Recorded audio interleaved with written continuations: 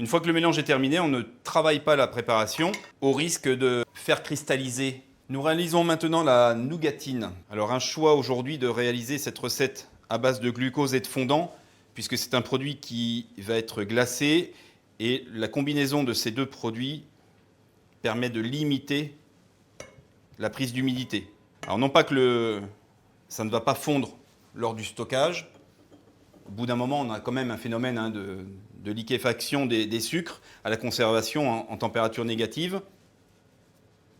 Par contre, à température ambiante, ça a moins de chances de prendre l'humidité.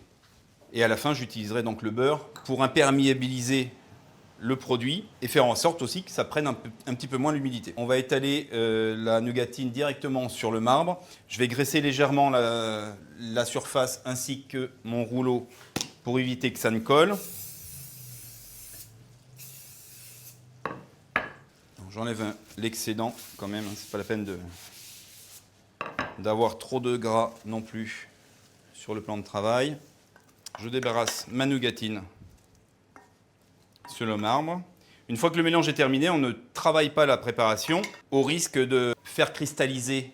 Et en fait, je vais l'étaler de suite de façon à avoir une abaisse qui soit la plus fine possible, puisque l'objectif aujourd'hui, c'est de concasser ma nougatine en petits morceaux pour l'incorporer ensuite dans mon nougat glacé. Voilà, je n'hésite pas à appuyer,